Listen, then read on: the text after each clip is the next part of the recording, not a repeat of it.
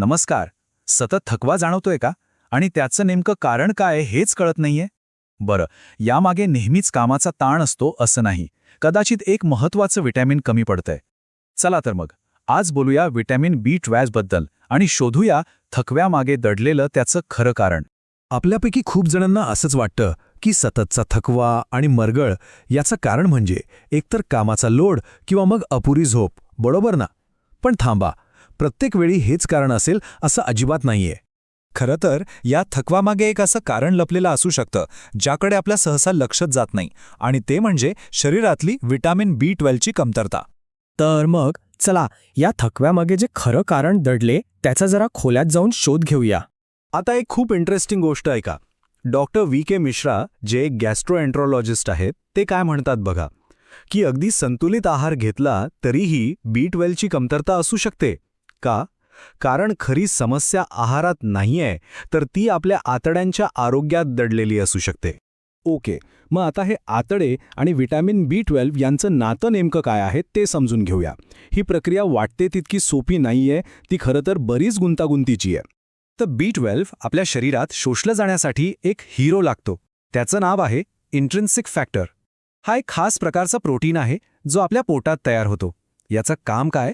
तर हा व्हिटॅमिन B12ला अगदी हाताला धरून लहान आतड्यांपर्यंत घेऊन जातो, जिथे त्याचं शोषण होतं.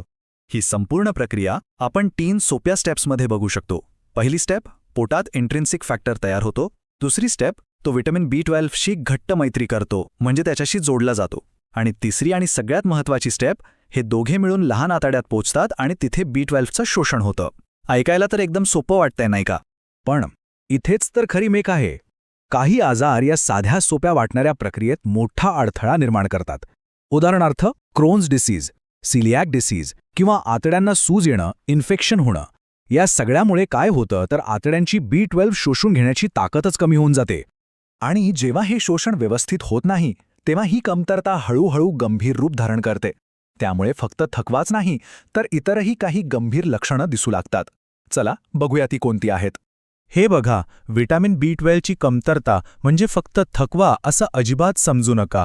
हातपायांना झिंझिण्या येणं, चालताना अचानक तोल जाणं, स्मरणशक्ती कमी होणं, उगाचं चिडचिड वाढणं, इतकंच काय तर जिभेवर सूज येणं आणि ॲनिमियासारखी गंभीर लक्षणं सुद्धा दिसू शकतात.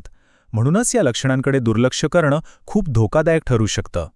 पण थांबा, घाबरून जाऊ नका, यावर उपाय नक्कीच आहेत. सगळ्यात आधी हे बघूया की आपण आपल्या आहारातून विटॅमिन B12 कसं मिळवू शकतो. अरे वा, बघा तर, विटॅमिन B12ने भरलेले कितीतरी पदार्थ आपल्या आजूबाजूला आहेत. मासे, मांस, अंडी आणि हो, दूध, दह्यासारखे दुग्धजन्य पदार्थ, हे सगळे B12चे उत्तम स्रोत आहेत. थोडं अजून खोलात जाऊन सांगायचं तर मांसाहारी पदार्थांमध्ये मटन, बीफ, चिकन हे पर्याय आहेत. मासे आणि सी फूड आवडत असेल तर टूना, मॅकेरेल आणि झिंगे हे उत्तम आहेत. आणि जे शाकाहारी आहेत त्यांच्यासाठी दूध, दही, पनीर हे तर आहेतच. एक जबरदस्त फॅक्ट सांगू का? फक्त 100 ग्रॅम टूना माशामध्ये तब्बल 10.8 मायक्रोग्रॅम विटॅमिन B12 असतं. म्हणजे विचार करा, एका प्रौढ व्यक्तीची जी रोजची गरज असते ना, त्यापेक्षाही हे खूप जास्त आहे. आता एक अतिशय रंजक गोष्ट, journal of agricultural and food केमिस्ट्रीमध्ये एक अभ्यास प्रसिद्ध झालाय. त्यानुसार काय होतं तर मांसापेक्षा दुग्धजन्य पदार्थांमधून जे B12 मिळतं ना, ते आपलं शरीर जास्त सहजपणे आणि प्रभावीपणे शोषून घेतं. यालाच बायो अवेलेबिलिटी असं म्हणतात. म्हणजे ते शरीराला जास्त पटकन उपलब्ध होतं. इतकं सगळं ऐकल्यावर मनात एक मोठा प्रश्न येतो की मग फक्त चांगला आहार घेतला म्हणजे झालं का काम? जरा विचार करा, जर मूळ प्रॉब्लेम आतड्यांच्या आरोग्यात असेल, म्हणजे तेच जर कमजोर असतील, तर मग आपण कितीही B12ने भरलेला आहार घेतला तरी शरीराला त्याचा फायदाच होणार नाही, कारण शरीर ते शोषूनच घेऊ शकणार नाही. मग अशावेळी फक्त आहार बदलून काय उपयोग? म्हणूनच सगळ्यात महत्त्वाचा सल्ला लक्षात ठेवा. जर खूप दिवसांपासून थकवा जाणवत असेल किंवा हातापायांना मुंग्या येण्यासारखी न्यूरोलॉजिकल लक्षणं दिसत असतील, तर स्वतःच्या मनाने काहीही उपचार करू नका. सगळ्यात आधी डॉक्टरांना भेटा, रक्त तपासणी करा आणि B12ची लेवल तपासा. आणि शेवटी एक प्रश्न विचार करायला भाग पाडणारा, आपल्या संपूर्ण आरोग्याच्या मुळाशी नक्की काय आहे? फक्त आपला आहार की आपल्या आतड्यांचं आरोग्य?